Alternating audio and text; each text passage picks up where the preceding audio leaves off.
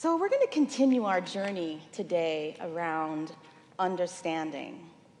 And so the understanding that we're talking about is spiritual understanding. The theme series, the theme is about the power of spiritual understanding. And so what can happen when we allow that spiritual understanding to come through? See, we think often that understanding is something that we acquire. We're used to, in the type of Western world that we live in the type of capitalistic world that we live in, we think of everything as a commodity that we are acquiring. But it's very different what we're talking about here. Understanding is not acquired. Understanding is already innate. Spiritual understanding is within us. All it is a process that we allow for that truth to just unfold. Very different. Intellectual understanding is, facts, ideas, thoughts, all of which are important. One of the early pioneers of the unity movement, H. Emily Cady, said that, intellectual understanding were the stepping stones to spiritual understanding. So it starts by us learning things like we learned on Pine Ridge, like we learn about ourselves, like we start to be curious, right? We start to try to not answer, but just take a pause and see where we're at, see how we are thinking about our thinking. And so those become the ways in which spiritual understanding comes through.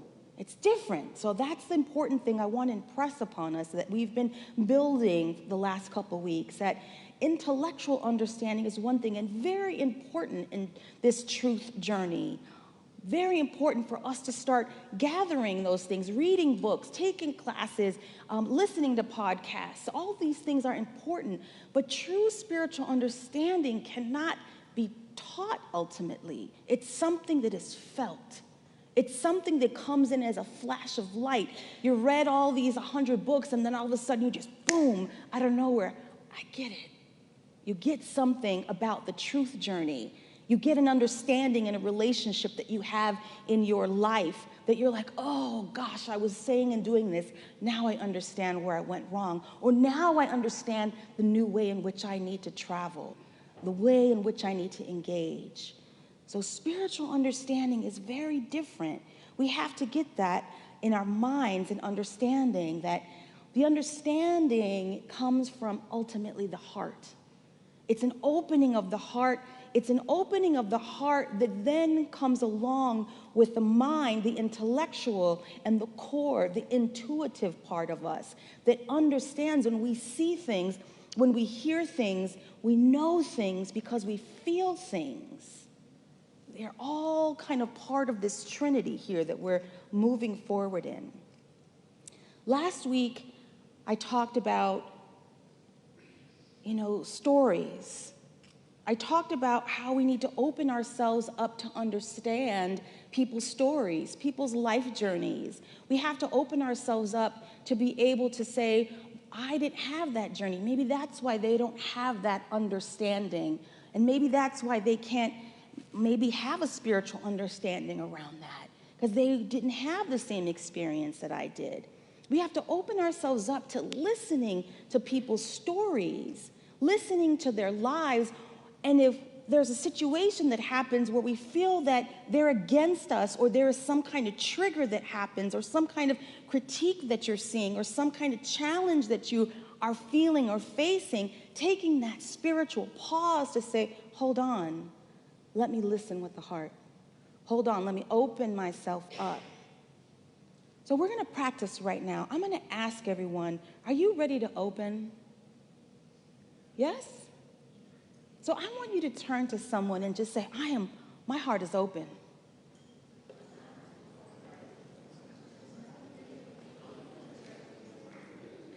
Turn to someone else and say, our hearts are open. Yes. And together, we are open. But some of the things that as we build towards spiritual understanding are not comfortable, y'all, right? They actually suck. They're hard, they're complicated, they're sad, they're traumatic. They're all of these things that happen as we move on that journey. But part of that, if not most of that, is just that cleansing process. It's that cleansing process that we have to go through to be able to open up that space for that truth. Part of it is listening to the stories so that we don't hear about things and say, well, why don't they just do it this way? Or why don't they just change their ways? Or why don't they just, it's always that why don't they just, but that's the judgment part of us, right? That's not the heart opening. Part of it is listening for those moments within ourselves where we're like, oops, that's really not where I want to go right now. And we're going to make mistakes.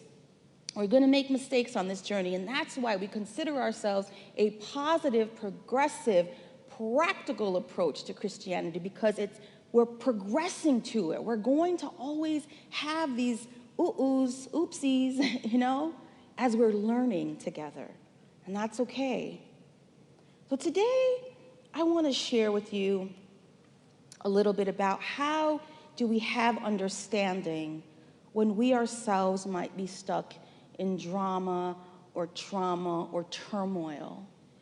How do we even begin when there's something in our lives that is weighing on us, that is so overwhelming?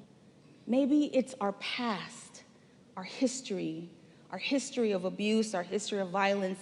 Maybe it's just messages that we received from our parents, from our home, from our families, something that we did wrong over the course of our life, a relationship that we messed up that we think, God, he was the one. There's so many things in our lives that we carry with us as this anvil, this weight, this baggage that at some level sometimes becomes more than just an issue. It becomes trauma. Most of us live our lives without realizing the extent to which the situations in our lives have created us into people who are engaging in the world with post-traumatic stress syndrome. Maybe it was even from your home church where there's wounding there. So many different ways. So how do we move towards spiritual understanding when maybe we're in pain? I want to share with you a story about a woman that I know. She was working full-time when COVID hit. She was actually 75 and still working. And her family had asked her for many years, stop working. Why retire? We'll help you. We'll support you. Stop working. We want you to live out your years, your golden years, just doing what it is that you want. And she would say, I work for an organization that supports people with disabilities. I am doing what I want. So though her family struggled with her, she stayed firm. She went to work every day, rode the train in Chicago, rain, sleet, snow, or shine, traversed buses, all of this, and did it with grace and ease. And then COVID hit, and she was left to have to stop all of these things that she was doing and be at home. So all of the things she knew, the routines, all of the contact with coworkers, the contact with all of the folks that were being served, all of that sort of stopped, and her job had to adjust. She was at home. The first month she did really well and was really excited and thought, okay, this is a nice change. But then COVID kept on, right? And then it wasn't so nice. And she started to exhibit a lot of symptoms, if you will, or things that were happening slowly that her family didn't quite recognize until months later, where it was sort of at this massive issue.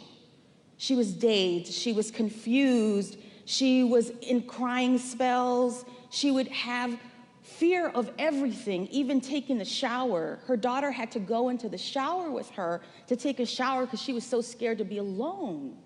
All of these things started happening. And so finally her family said something is not right and took her into the ER after one night where she was just uncontrollably crying and just out of sorts. Her family thought maybe she had a stroke at some point that hadn't been recognized. She went to the hospital. They ran one of the best hospitals, if not the best, in Chicago. They ran tests from head to toe. They found nothing. She was actually healthier than probably most of the people they'd ever seen. No medication at all at 75. Organs, every major organ working optimally, perfectly. Health-wise, she was fine. But it wasn't until sometime later more tests were run, other conversations were had, and then the diagnosis came. It wasn't a physical situation, it was a mental situation.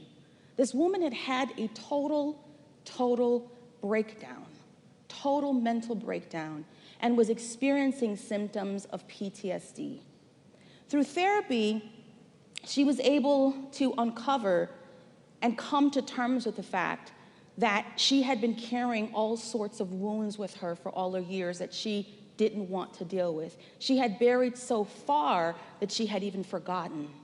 And so all of these memories of her being abused as a little girl, sexually abused, all of the memories of her relationship with her ex-husband that was very emotionally abusive and toxic, all of the things in her life that she had organized her life around to forget, to not feel, to not be in touch with.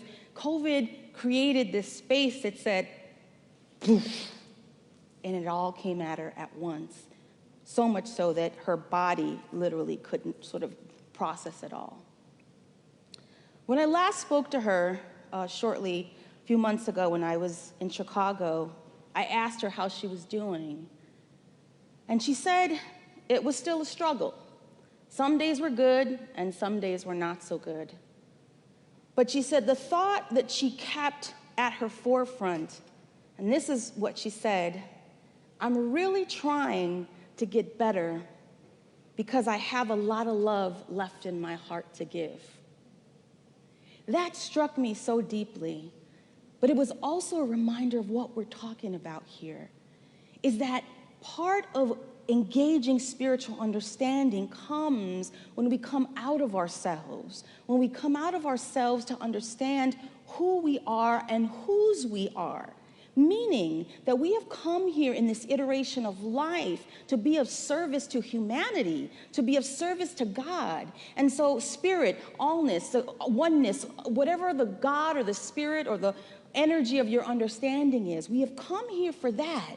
When we lose sight of that, when we start to get into the my this and my that, and it becomes almost, it's not to say to diminish it, but we have to be careful that we move out of that space of selfishness to then understand why is it that we need to heal.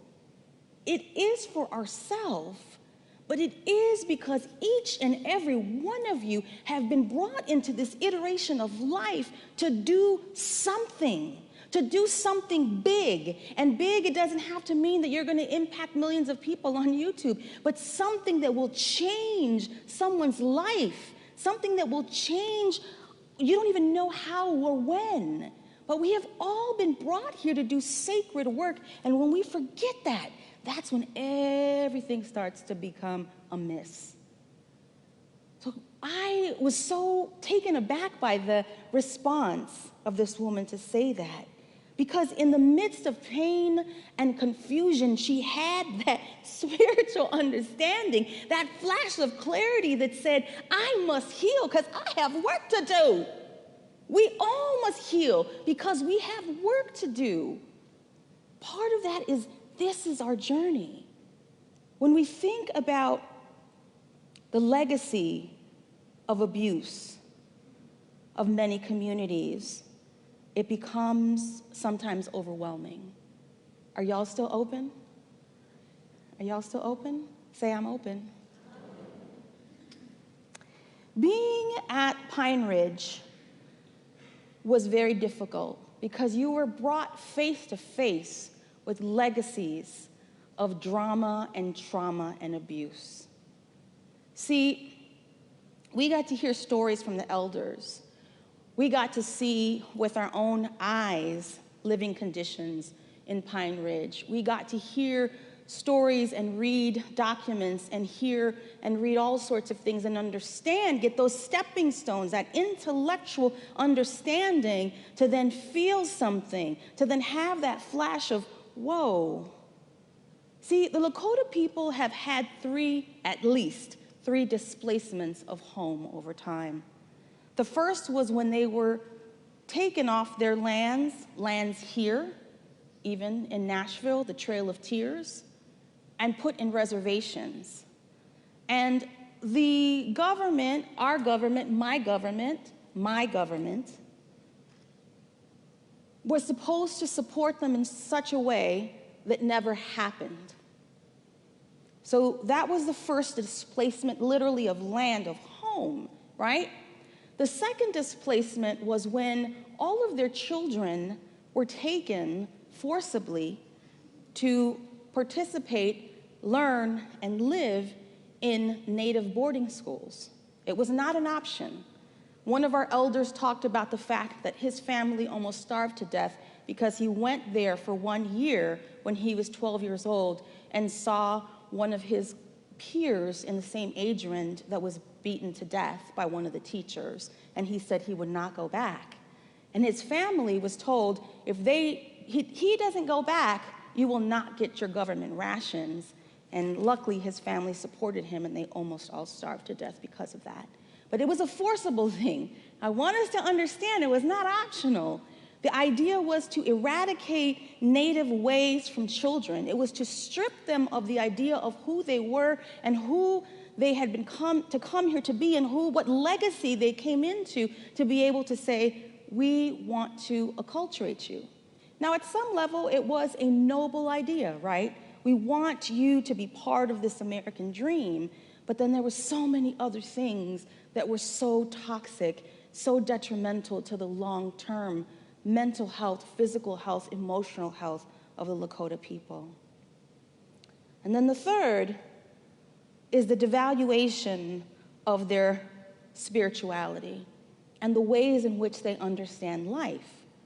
When we were there, those of us who were part of Unity were so struck by how similar the Lakota spirituality and other kind of general Native American spiritualities in that region were so similar to Unity. That it's about oneness. It's about, I'm the mirror unto yourself. You are my family. You are me. I am responsible for you. What do you need? Oh, you like this? Literally, one of the things that we sort of joked around, people would have something on and they would say, oh, I like that. And that's the custom there. And so it became a fun thing with us. We would say, oh, I want that. Luckily, I didn't take my shoes because that would have been really hard. But that's part of it. That's part of it, and that was stripped from them too.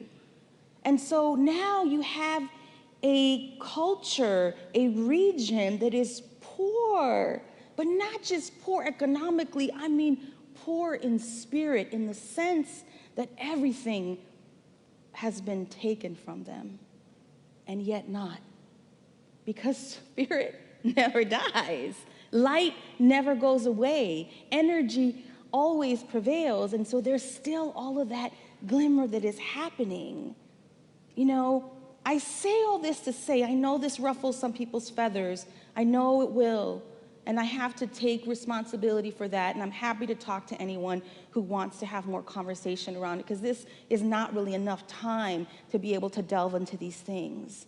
But if we are going to do something as a community, if we're really going to, as a unity movement, do something real, then we have to start being okay with the messiness and the chaos and the pain that is our history.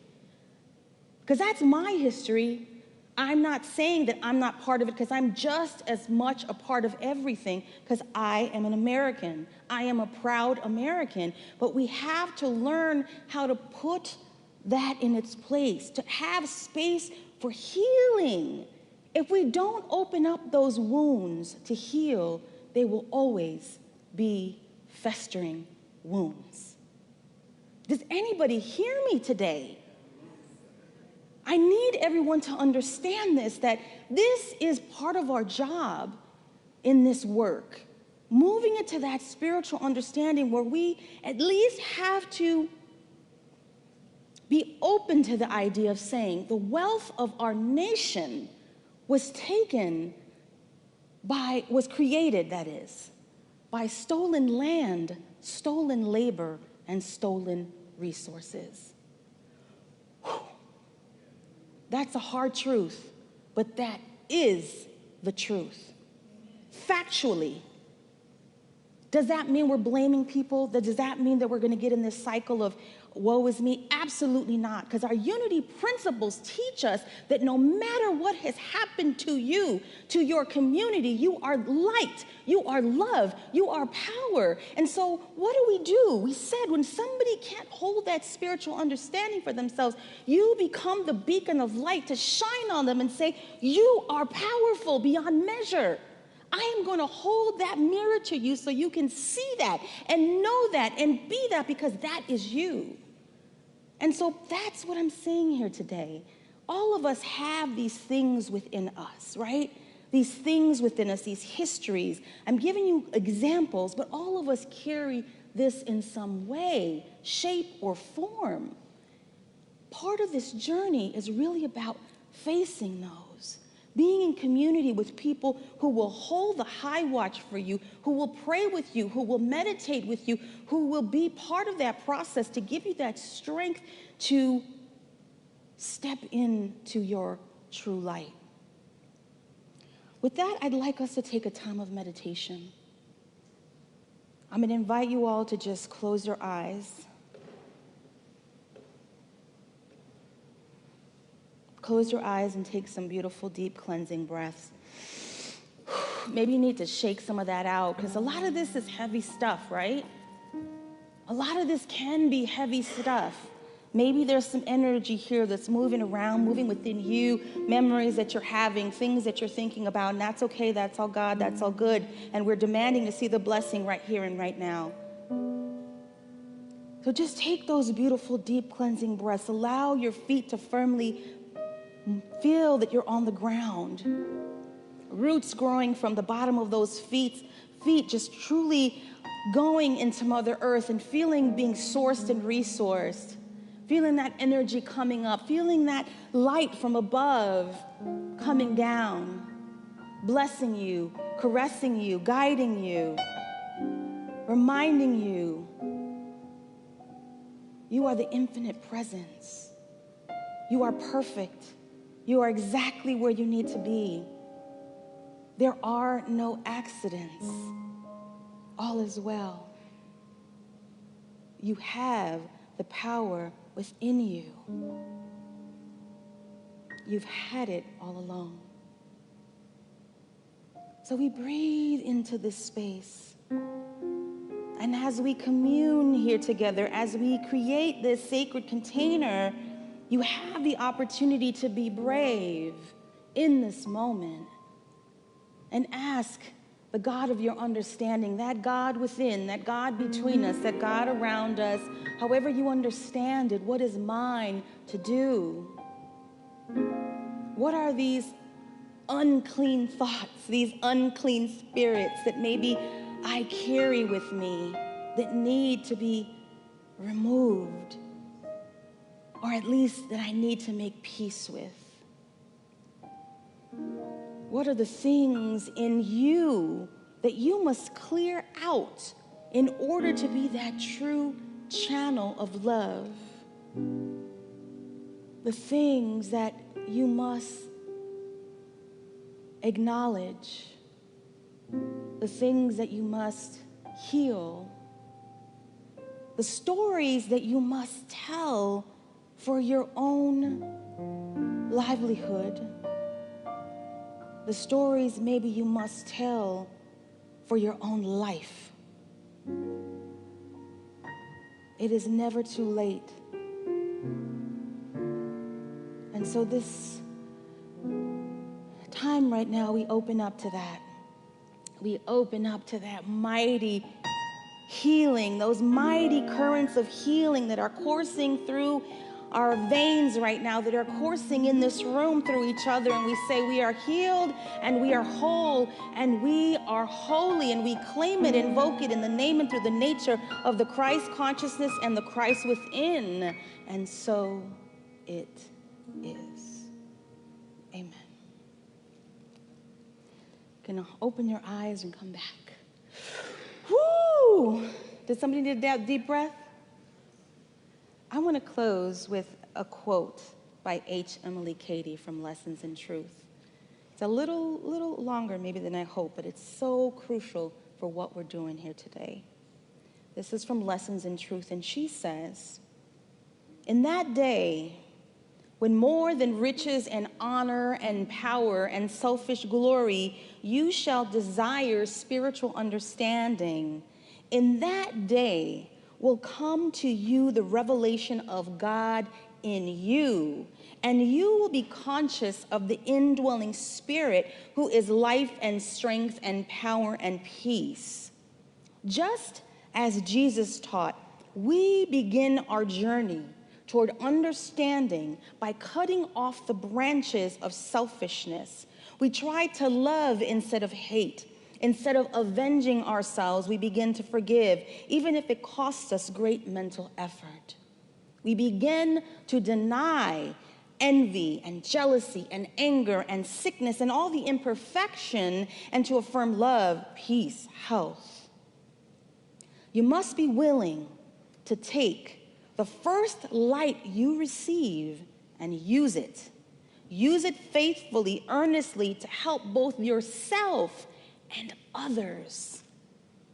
Unless you use for the service of others what God has already given to you, you will find it a long, weary road to spiritual understanding.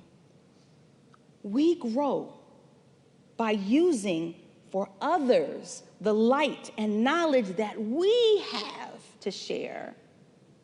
Take the light as it is revealed to you and use it for others." End quote. Take the light that is revealed to you and use it for others. That was essentially what the woman whose story I shared with you. I'm really trying because I know I have a lot of love left to give in my heart. Our life is not our own. Our life belongs to the Great Spirit, and we all are here to be of service to that. That woman is my mother. She gave me permission to share her story today because she said if her story could help one person, she had done her work on this earth. So I invite everyone, go out and serve. If you find yourself in a rut, in confusion, in anguish, in pain, figure out a way to serve. And it doesn't have to be big. Maybe you become a virtual tutor. Maybe you, I don't know, whatever. I don't know. There's a million things I could spout off right now. But go within and think, how can I serve? And I guarantee you that you will find whatever you are struggling with in your own mind becomes obsolete. It will become like it never was. I'm telling you this because I know this. When you have inner revelation, you must practice the demonstration. Inner revelation to practice the demonstration. So create that for yourself and feel that understanding, because ultimately the bottom line is spiritual understanding is a revelation of God within your heart. We all deserve to feel that. We all have come here to be and feel that, not to be in pain of any sort or kind. Allow God to be revealed in you today. And so it is, and so we let it be. Amen.